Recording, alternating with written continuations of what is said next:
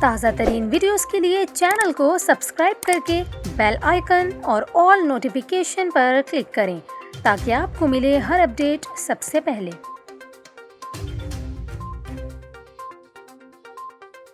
اور یہاں پر آپ کو خبر دیں، ماہرین نے خبردار کیا کہ کراچی میں رواں برس درجہ حرارت 74 برس میں سب سے زیادہ رہا۔ اگر صورتحال یہی رہی تو کراچی 2060 تک مکمل زیر آب آ سکتا ہے۔ آپ کو بتائیں، برطانیہ کی میزبانی میں موسمیاتی تبدیلی پر عالمی کانفرنس اسکاٹ لینڈ کے شہر گلاسکو میں شروع ہو گئی ہے، جس میں بین الاقوامی لیڈرز، تجزیہ کار اور تاجر شرکت کر رہے ہیں۔ اس حوالے سے پاکستان میں برطانوی ہائی کمیشن کی جانب سے جاری بیان کے مطابق پاکستان اور برطانیہ کرۂ ارض کے سرسبز مستقبل پر مل کر کام کر رہے ہیں۔ پاکستان موسمیاتی تبدیلیوں سے متاثر ہونے والے ممالک میں 8ویں نمبر پر ہے۔ ہائی کمیشن کے مطابق رواں سال دنیا میں سب سے گرم ترین دن ریکارڈ کیا گیا، اور اگر یہی صورتحال رہی تو کوہ ہندوکش اور ہمالیہ کے 36% گلیشیئرز سن 2100 تک پگھل جائیں گے۔ برطانوی ہائی کمیشن نے مزید کہا کہ 26 پاکستانی کمپنیوں کو اپنی فضائی آلودگی 2030 تک نصف کرنے پر آمادہ کیا ہے، جبکہ 28 پاکستانی کمپنیوں نے اپنی فضائی آلودگی